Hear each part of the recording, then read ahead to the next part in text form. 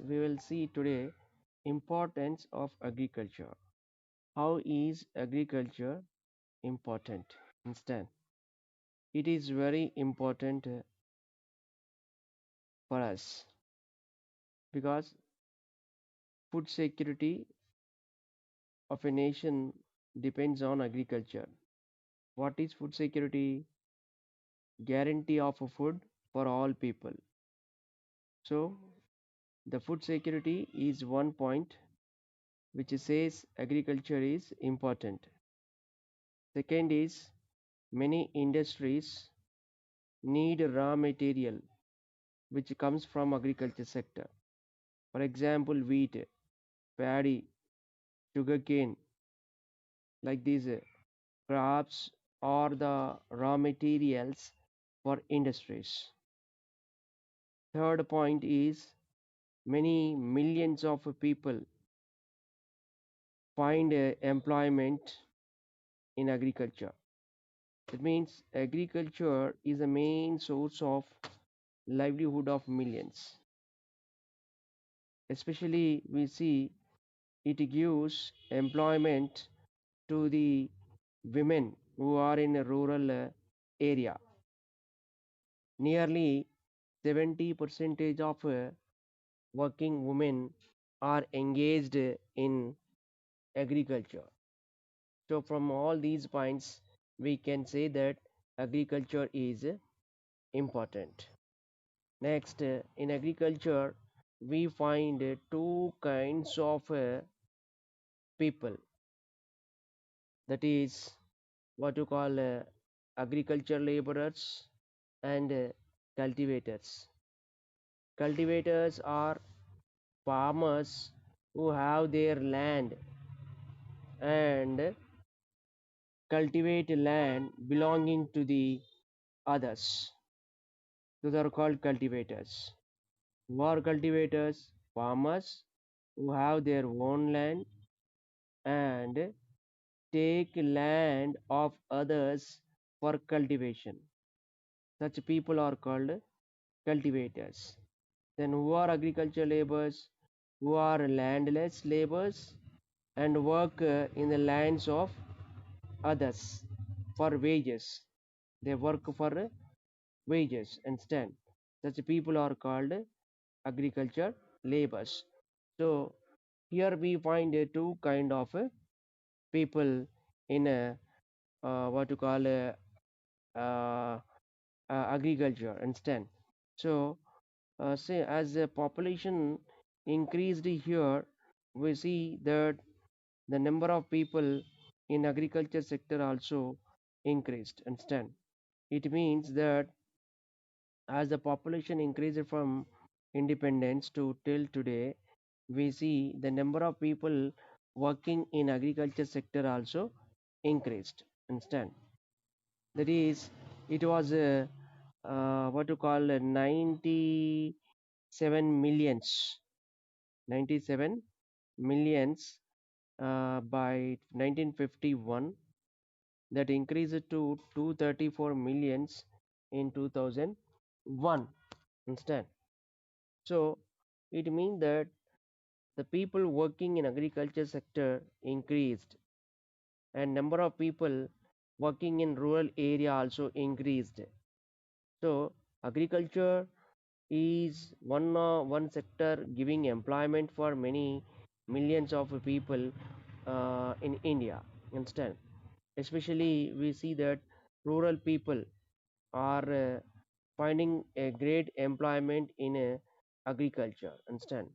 There are no other alternative jobs for these people who are in rural area. That is a major challenge they face to here. Understand? And in India, most of the farmers who are in agriculture sector are small farmers only. We look at them that as a small farmers. Understand? See, this is a one important feature of the Indian agriculture. Understand? That means many of the farmers in India are holding a small piece of plot. Understand? If you look at this table, you will understand clearly. Understand? Dear students, once look at this table. Understand? What is the table about? The table is about the number of farmers and the land in their hands from 2010 to 2011. Okay, so here we find in the table different types of farmers. Those are marginal farmers, small farmers, semi medium farmers, medium farmers, and large farmers. Understand? So here, who are called marginal farmers? Those who have up to 2.5 acres are called marginal farmers, and those who are small farmers have more than 2.6 hectares and below 5 hectares, 5 acres, not hectares, acres. Semi medium farmers are those who have more than 5.1 acres and below 10 acres. Understand? So these all are the different types of farmers we find. Large farmers are those who have more than 25 acres. Understand? So here in our India we find 924 lakh marginal farmers and 247 small farmers, and 10 lakhs are large farmers. Understand? And this is the land in the hands of 924 marginal farmers. Understand? And here if you look at this table, one important point we can understand that it is what you call that most of the farmers in India are marginal farmers only. That means small farmers, and their in their hands they have very what to call a small piece of lands in their hands. Understand? Look at here. This is what large farmers are 10 lakhs, and in their hands 429 lakh acres land is there, whereas marginal farmers are 924 lakhs, and in their hands yeah, 875 lakh acres of land is there. So most of the people are marginal farmers. In their hand this much only there, 875. Marginal farmers are many more, and the land in their hands is very less when compared to the 10 lakh large farmers in their hand 429 lakh hectares of land. Okay, so here it tells that maximum land in India is under the control of large farmers. Okay, and many lakhs of marginal farmers, they do not have sufficient land in their hands. That means very small piece of a plot is there in their hands. Understand?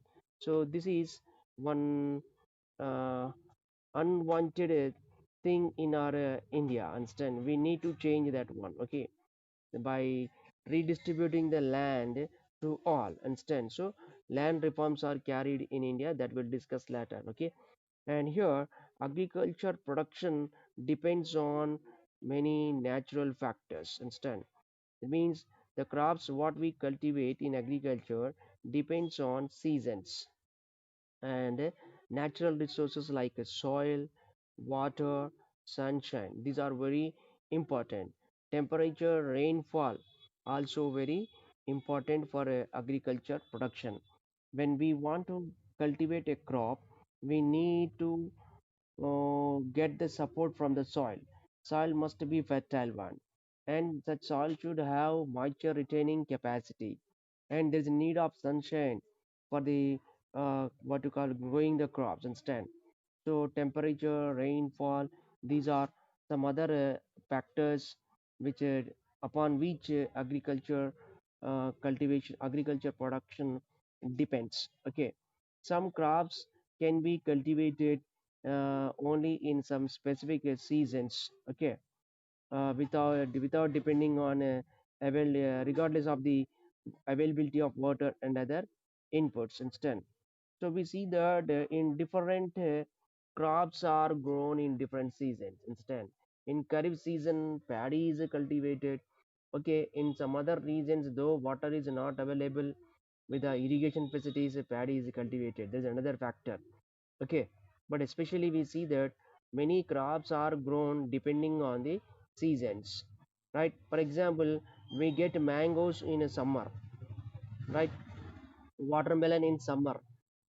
So different crops are grown in different season, means some specific seasons suitable for certain crops to be cultivated. Okay, but when we go for a market, we find a variety of fruits and vegetables in the market, that what we call a santa. Instant in the market we find a variety of crops, fruits and vegetables, right? How it is possible? It's possible because in different regions different crops are cultivated. In India, at different regions we find different types of soils, and also different what to call climatic conditions instead. That means we find there the soil is different, food habit is different, especially soil. Understand? So different regions have different types of crops they cultivate. Understand that we see what to call in India. Understand? So agriculture production depends on number of things. Understand? And see, in order to provide land for all the people, all the cultivators equally, some land reforms were brought in India. Understand? Let us see that what are those. Understand? Here we see that during this is what to call there the natural conditions between different regions of the country also contribute for different crops. Understand? Besides land reforms, that is abolition of a jamindari system. Understand? In India we have abolished the jamindari system. We introduced certain acts. One is abolition of jamindari system, second is a land sealing act, and these are the what important initiations uh, brought by the government to bring changes in agriculture sector. Understand? So these changes we find in agriculture in three phases. Understand? One is from 1950 to 1965 is the first phase, 1966 to 1990 is the second phase, and after 1990, that is in 1991, is a third phase. It means the growth and development of agriculture we find in India in three phases. Understand? 1950 to 1965 first phase, and 1965 to 1990 second phase, and it is a third phase. Understand? That is in 1991 after. Okay, let us see that what changes have come in agriculture sector from 1950 to 1965, which is the first phase of agriculture. Understand? In the first phase, the government have invested its funds on developing the irrigation. Understand? The Indian government have invested its funds on building the dams and power projects. Understand? It was hoped by the government to raise the crop production and to solve the problems of the shortage of food. It is very essential to provide irrigation. Understand? So from 1950 to 1965, the government has focused on building power projects, instant construction of the power projects, and focused on yeah, heavily on irrigations. It have the government given top priority for irrigation and power projects in the first phase. Okay, why did government give this what to call attention here? Understand? Because there was shortage of food in India, and there were many there were many farms where the water was not available. So to provide irrigation, dams have to be constructed. Understand? So big dams for irrigation and electricity generated for electricity generation, it has been constructed.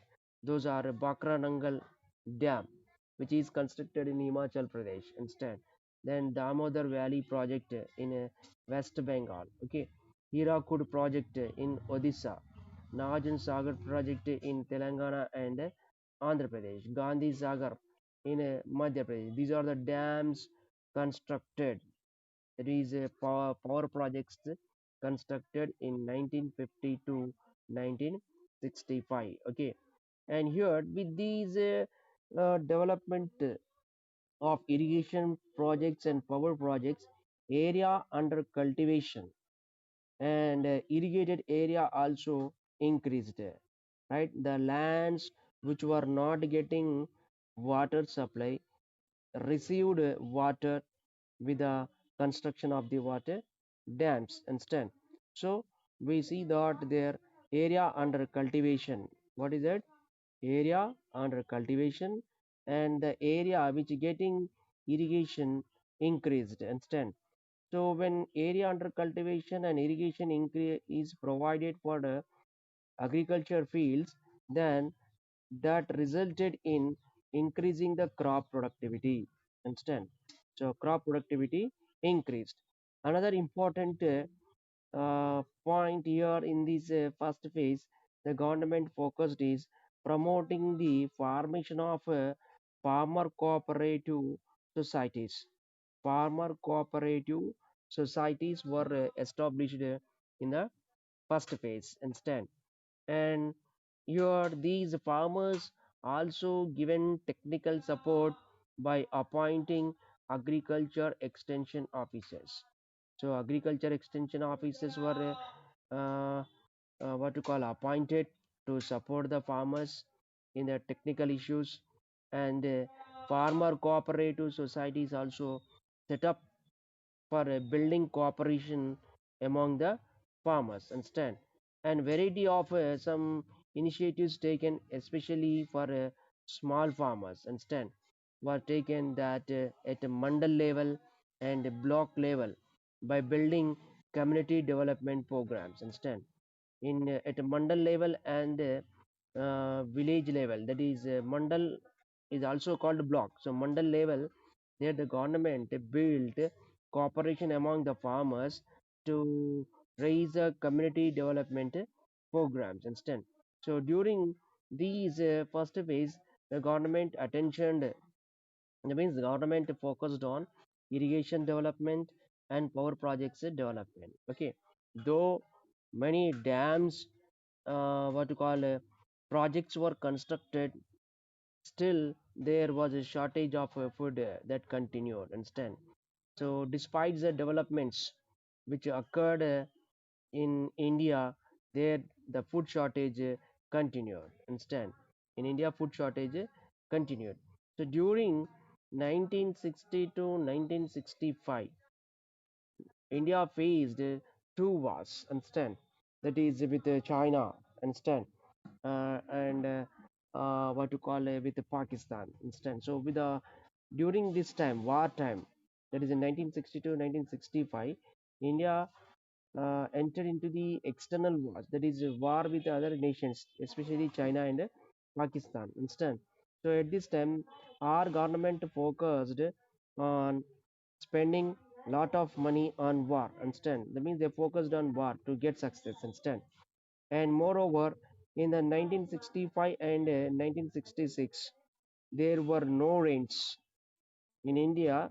There were no rains during the rainy season. We have to receive bulky of rains, but in 1965 and 66 there were no rains. So government declared this 1965 and 66 as a drought years. What that? Drought years. So as these years were drought years, there was a fall. There was a fall in agriculture production that led to shortage in food grains instead, and that led to decline in production of food grains. So the government decided to meet the requirements of the people, that is food. Government have gone for importing food grains from other nations instead. So that was a point here in the first phase the government did instead. And this situation of depending on other countries for food requirements worried the Indian leaders. That means how much how long we will depend on other countries instead. So government focus that in a short period we need to increase the food production, right? So the Indian government decided to bring changes in the agriculture policy, that is introduced in the second phase called green revolution, understand. So green revolution is a one important program the government focused during the second phase, okay, by bringing changes in agriculture policy. Instead, green revolution is a specific program introduced in agriculture in order to increase the agriculture productivity. Instead, so this is a one specific program, green revolution, carried by the Indian government in the second phase. Which phase? Second phase. Second phase, your from 1966 to 1990. Instead, in this second period, in this second phase, the government introduced green revolution. Instead, that means it focused on green revolution, which will improve the water crop productivity. Instead, so here the government introduced during this second phase some new kinds of seeds to the Indian soils, which were these new kinds of seeds were what to call invented in the agriculture research institutions and other countries instead. So this is what to call the symbol of agriculture development by second phase instead. So this marked the second phase of agriculture development. That is what green revolution. So green revolution is a specific program introduced in agriculture to develop the agriculture, understand. So when green revolution introduced in agriculture, and that indicates beginning of the second phase in agriculture, understand. So what are the new seeds which invented by the agriculture research institutions? Those are high yielding varieties. What that? High yielding varieties, in short we call HYV seeds. What we call? HYV seeds, understand. High yielding varieties, these were invented in agriculture institutions, used in crop cultivation in the second phase, and these are associated with chemical fertilizers and big machineries. They are used other than the water irrigation facilities. It means that HYV seeds are used along with high dosage of chemical fertilizers and large quantity of irrigation also provided instead. And government also focused on providing loans through variety of cooperative banks for rural area to provide credit to the farmers in the in time to get other raw materials like seeds, fertilizers, pesticides, and other modern requirements like tractors, harvesters, uh, then what you call machines which are used in agriculture at different stages instead. So many cooperative banks were set up in rural area to provide credit to the farmers, that is agriculture credit instead. Most of the farmers are small farmers, they did not have capital. It means investment in their hands to buy the seeds and to buy the fertilizers instead. So here we look that government want to meet the requirements of the what you call these farmers. So government established many of the cooperative banks in rural area. That is what you call village rural banks, rural agriculture rural banks. These all are cooperative banks. You know very well in your village many rural banks are there, which helps the farmers. Understand? Especially these banks focused on farmers only. Understand? So we call them agriculture cooperative banks, and these banks gives loans. That is loans in the sense money. It gives credit to the farmers to purchase the seeds, fertilizers, and pesticides, and also modern machines. Suppose a small farmer want to take a tractor, then tractor loan will be given. Okay, one farmer want to take a harvester loan, harvester loan will be given. Or one farmer want to take a tractor on rent, then what you call credit is required for farmer to take a tractor on rent, so that credit will be given to the farmer.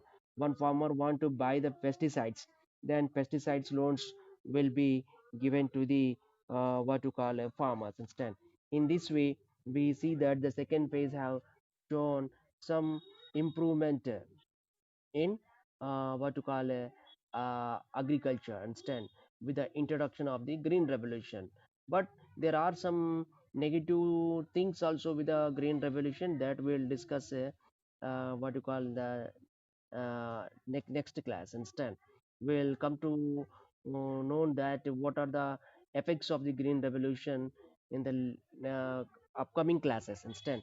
So after the this is second phase, we see what to call in India instead, that what to call from 1966 to 1990 is a second phase instead. So with this two uh, kinds of things we have seen in agriculture instead. Another is that dryland agriculture instead. Here dryland agriculture is different instead. Here in India we find what 40 percentage of the total cultivable land in India is irrigated. Then remaining 60 percentage of the land is dry land cultivation. Instead, what is that? Dry land cultivation. See, 40 percentage of the cultivable land is irrigated. That means out of the total agriculture land, only 40 percentage of the agriculture land is irrigated, and that can increase up to 55. Then what about remaining 45 that cannot be irrigated easily, because those are very far uh, uh, from the irrigation. It means we need to expend a lot of money providing irrigation to those lands instead. So it would be difficult and also expensive one. So as it is expensive one and difficult one, their crops are cultivated depending on rainfall. So where crops are cultivated depending only on rains, those are called dry land cultivations instead. So in India, we find 60 percentage maximum, what to call as 45 percentage of the land is depending on rainfall for cultivation. That lands are called dry land cultivation. Some of the major crops grown in the dry lands are jowar, bajra, groundnut, ragi, cotton, soya bean, red gram, Bengal gram. These are the what crops grown in a dryland agriculture. Understand? In dryland areas are suitable for these crops. Understand? For example, 84 percentage of the pulses cultivated in India are from dryland areas only. Understand? 84 percentage of the pulses, that means total out of total pulses we grow in India, 84 percentage of the pulses grown in dryland area only. Which area? Dryland area. Understand? And this is what to call increasing the expenditure in India. Understand? What that here we see that these lands are very difficult to get irrigation. Understand?